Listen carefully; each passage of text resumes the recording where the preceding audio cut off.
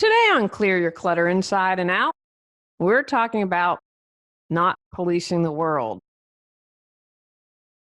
Do you sometimes feel like you have to police people in real life or on social media? Are you unsure of when you should get involved? Does it frustrate you when you feel someone is getting away with something? Learn why it's not your job to police the world as we continue our month focusing on We Are One. Do you control your clutter, or does your clutter control you? On Clear Your Clutter Inside and Out, we'll teach you awareness as well as action steps to create change in your life. Come on, let's get started. Today's episode was inspired because someone asked me to remove a video on YouTube. Now, this was an interview I had done. And so I always try, and I haven't done it in a while, and maybe I'll do another month of interviews. We'll see. It's too early in the season for me to decide that. And I do that, one, because the podcast that I have is pretty popular. And especially if people say to me, I don't have numbers, people aren't tuning in to listen, then that's my way to support someone. You had me on your show, what can I do? So anyway, I talk at the beginning about why I like to interview the person. And so someone had asked me to remove the video on YouTube. Now, I get an email from their quote unquote assistant, and they're claiming that he is a billionaire. Well, the odds of that are pretty slim. And I'm going to keep it real that I think he's running a con. And so I did research, and in case you're wondering, there are over 2,000 billionaires in the world. He wasn't listed. And then Cotty, who's incredible, did all this listing, and she was like, these articles are self-written and they have all these typos, and when you look at who owns the magazine, like this award was given. She did all this crazy research, and then claiming to be out of the UK, but she said the website's not coming there. Really amazing what you can do in an hour of research. And so I struggled with this because my reasoning was, I'm not interested in policing the world, but then I thought, there are people like Bernie Madoff there, people who got all their money lost, right? They invested this guy. Now, again, if you think you have an unrealistic return, there's probably some little bit of greed going on there. I think you deserve it. So I really struggle with this because for me, it was a moral question. So I had posted in my women's group and got a lot of great advice. And kind of my reasoning was that I didn't want, if someone would do their due diligence and come across the interview, they might realize he's a con. And again, my educated guess is that he is running a scam because he says he only works with super wealthy people. Yet there was an article about a single mother that invested with him, which again, I don't believe, but just the thought of someone trying to get out of a hole or trying to do better in life and to be taken by a con really bums me out. Ultimately, what happened was I made the video private. I refused to delete it because I thought if something ever happens and they need something for court, then I have got that. And let's just say that I sent an anonymous email to a regulatory agency in the country where they claim to be living. And after I did that, and what I did was I sent along all the research. This is what this person's claiming. Although it was interesting on the site, they have like right away, it might be a scam if, and they included things. I thought, how great is that? And again, I don't know how things in other countries work, but I felt I had done my due diligence with that because I felt a moral obligation that what if I could have prevented this? In the big scheme of life, I believe we all make choices. We all said, hey, I'm going to come to Earth at this time and I want to try this out and I want to learn these lessons. And lessons that are stink and are painful are not fun. And if I were to lose all my money with a scam investor, I would be bummed out. Again, if someone chooses to do that, is it my job to interfere? We'll probably do a separate podcast on that. But because of that happening, and again, that was an intuitive thing, and it was all about how they approached me. The assistant was really stinky. And then I responded with, well, I have to see if I literally said, I have to see if I have a moral obligation to the public. And then they had their quote unquote lawyer contact me. I'm like, nah, come on. Like, how'd that, like, from there, it just reeked of, there's no way this is real. But again, if you don't know things, I'm fortunate to have a good family, fair amount of smarts. But that was really what inspired today's episode, because do I police the world or not? Where does my obligation begin and end? So what exactly am I talking about? In a nutshell, the need to police everything. And I have to say, I was really proud of myself. Great Cheers for Fear song. Everybody wants to rule the world. Yes, I'm not going to be winning any Grammys anytime soon. I just get excited when I can tie in an 80s tune to the title. Talked about at the beginning of the month about the woman who was policing language. Is it her job to tell everyone that they're wrong? How much do you need to police the world? Examine your life.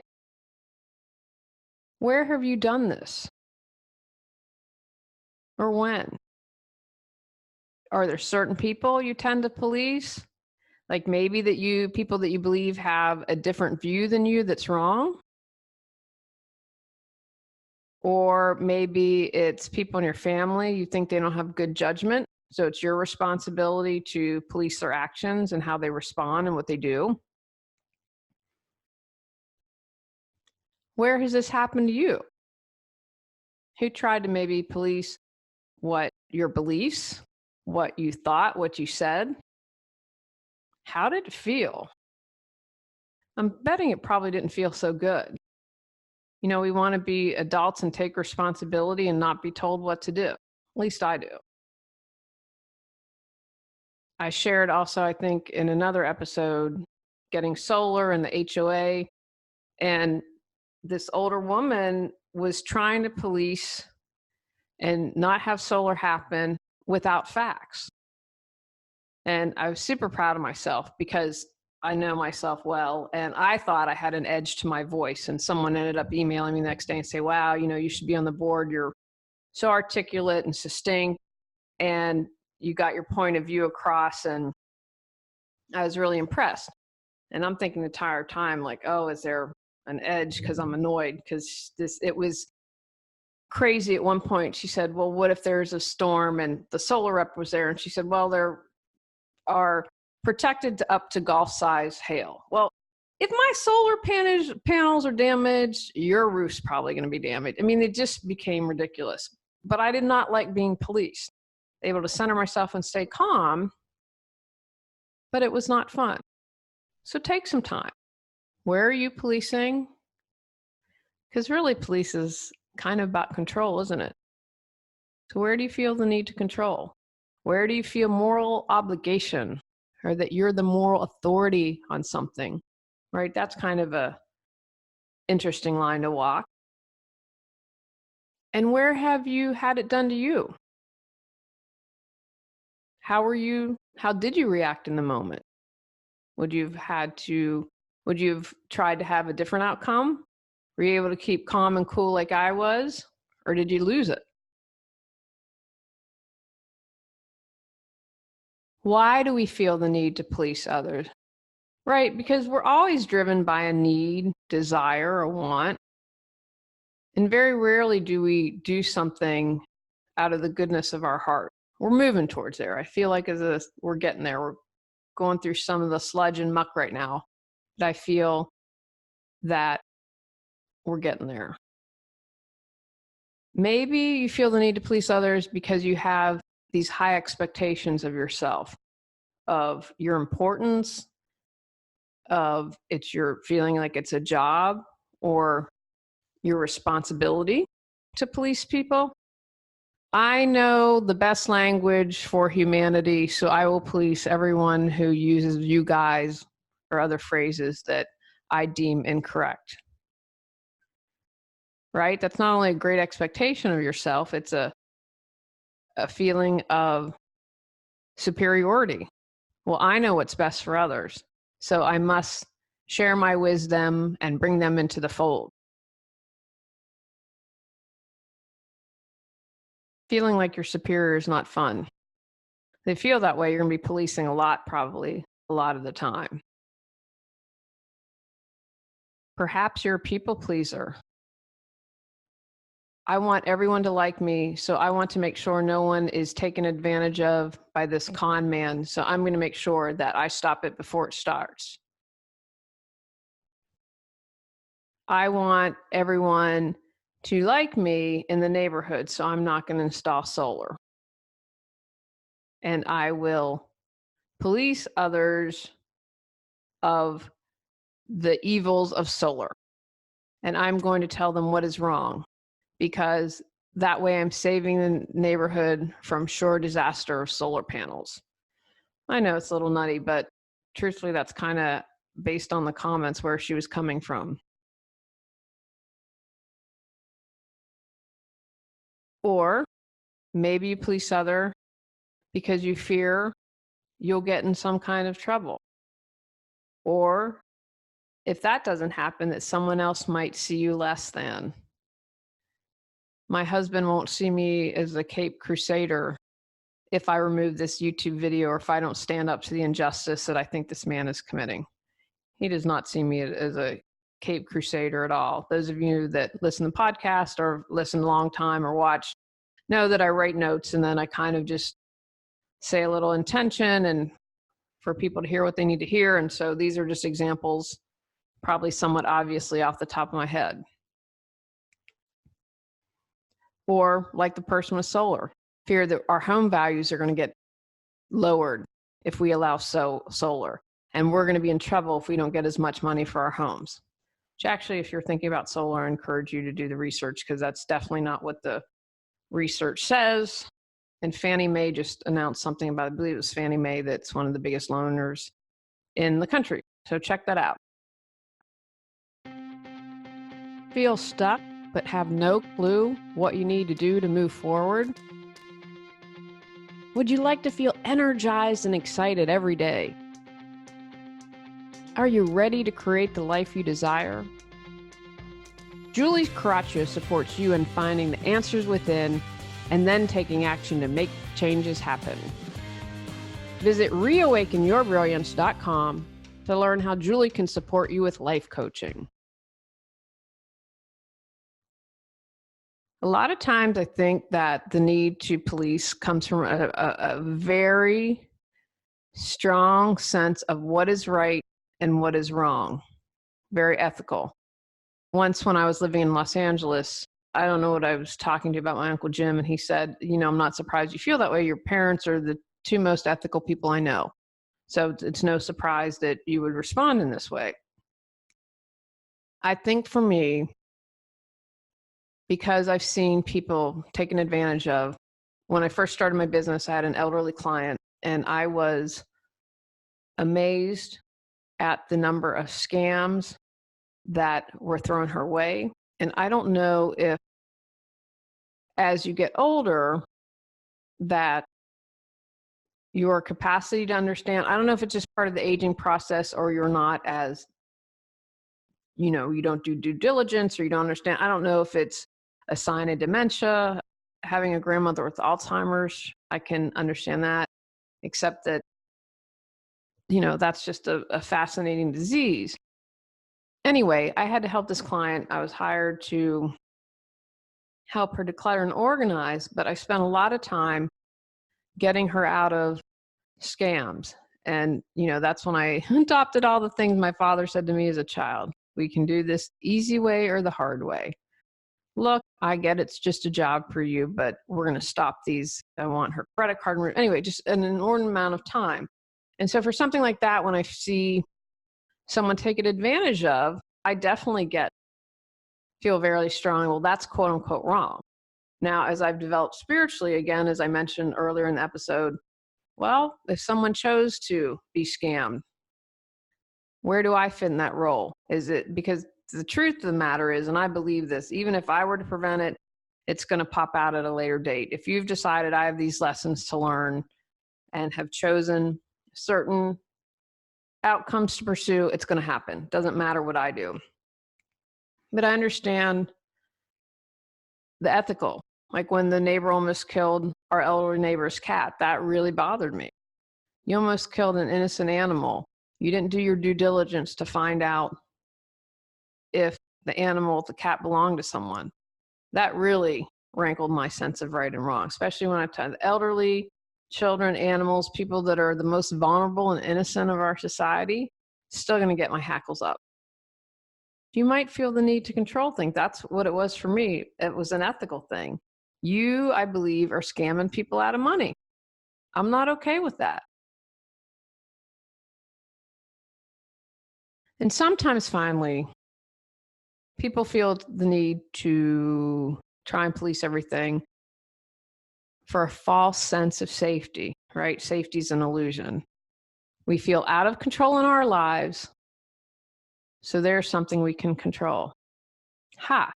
I might be crazy in life, but I can control whether or not this guy has his business in the UK. I can control whether or not this information remains public and can potentially stop someone from hiring him. Right? When you look at it, I have control. The only thing I have control over are my thoughts, my actions, my behaviors. That's it. I can't control anyone else. As much as I'd like to think that I have control over other things, I don't. Just ultimately those things and the moment and every moment I'm making a choice, that's what I have control over. It really isn't safe. And trying to prevent someone else from potential financial ruin is in no way going to improve my life or make me feel safe. And if I do believe that, then it's truly is false. How do you stop policing others? First of all, just take a deep breath. That kind of is my go-to default thing to do.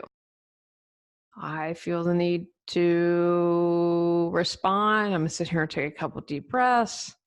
Let me think through this a little bit. How am I going to respond to this email?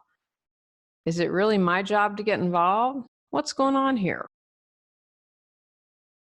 What should I do? Let me just take a couple deep breaths, get centered, get neutral about the subject. A question that you can ask yourself: will you be personally harmed? Nah, if I'm not going to invest with this guy, I'm not going to be harmed. What about people you love? No, they're all too smart. No way they'd let that happen. Well, then maybe it's not my battle to get into. Who's it really going to affect that I know and love? And it was interesting. I posted this in my women's group and got a lot of great responses. And I kind of, I've talked about this before. I think you need to kind of burst some things up. And so this woman, I was a couple paragraphs, and then she succinctly said what I was trying to say. But people were like, wouldn't you want to remove the video so you aren't associated with him if he is indeed a con man? And I was like, oh yeah, I never thought about it that way. So check in. Is it something personal to you? And you know what? And maybe then if you would be affected or someone you love, then absolutely stand up. You can only make that decision. But that's something worth asking yourself. Because remember, when you're spending time and energy on policing the world, that's time, energy you're taking away from yourself, whether it's to better yourself, whether it's giving yourself good care, whether it's spending time on your business, with your family, being creative. Everything takes time and energy. So that's something that you're going to want to think about. Is it really worth your time and energy? Is it worth it? Because most times it's not. Like, I didn't spend an inordinate amount of time.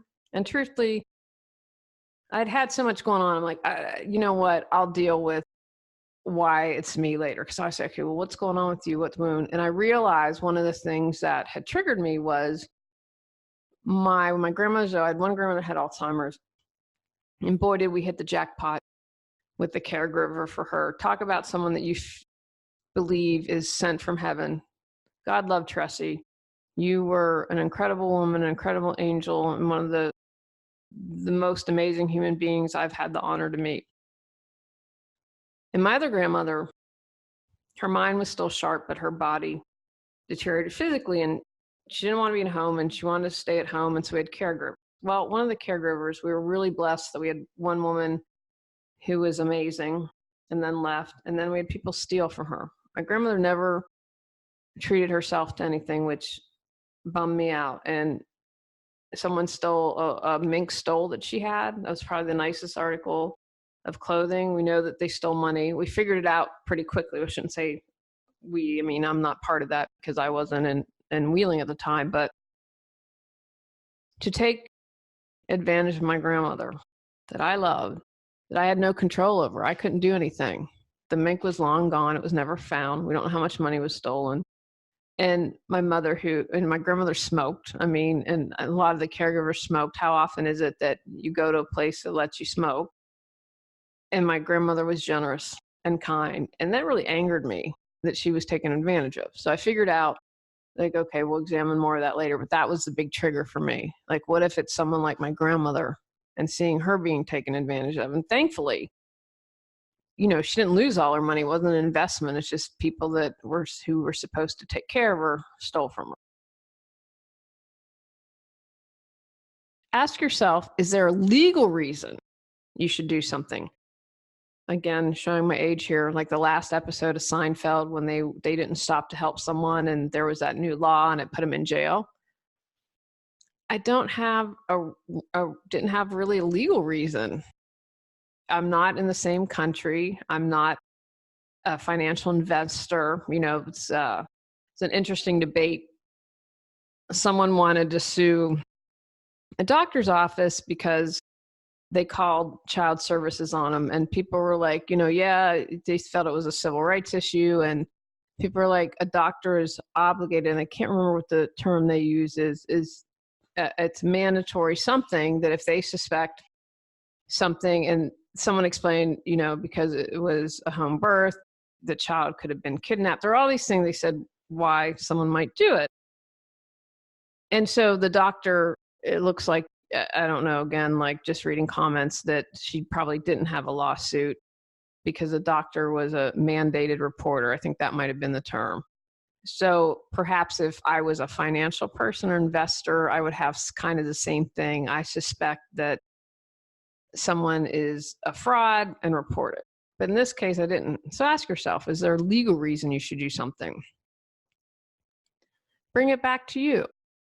Be like a researcher, non-judgmental. I shared the story of my grandmother.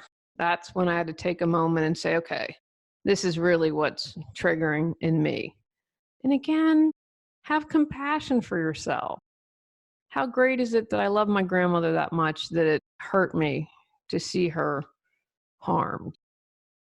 I know many people, I've seen these posts of people who don't have family, heartbreaking post about someone not having, weren't in my area, or I'd invite her. She didn't live in this area, that she had no one to spend the holidays with. Had she cared for elderly relatives, they're all gone now, and she didn't have anyone. I'm grateful for everyone I have, and I'm grateful that I had a grandmother, and I'm pretty sure she's grateful that she had such an amazing granddaughter. I know, just bragging a little bit. Loved her dearly, miss her every single day. So where are you hurt? What wound is it bringing up? Take some time to do some self-examination. And finally, remember how it felt. If you have someone that polices you, it doesn't feel good to be called out and say, ugh, when you use the term you guys. And it's exhausting. It doesn't feel good. So if it doesn't feel good to you, it probably is not feeling good to others. Put yourself in the other person's shoe. How would it feel?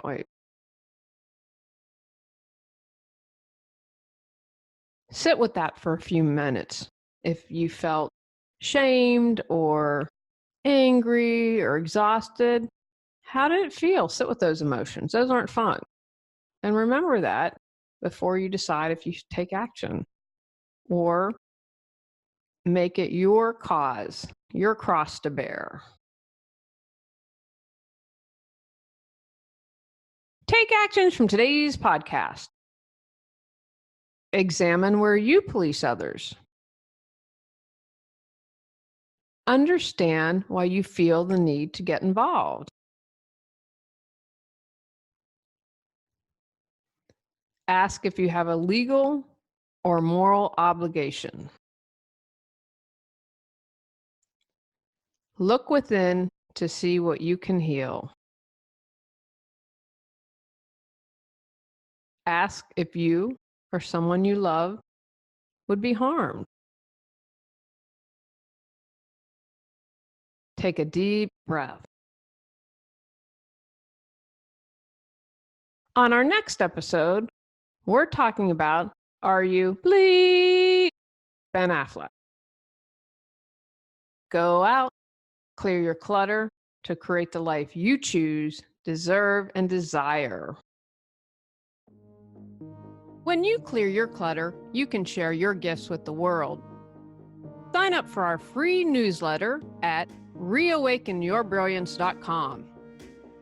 If you've enjoyed Clear Your Clutter Inside and Out, please rate, review, and share us.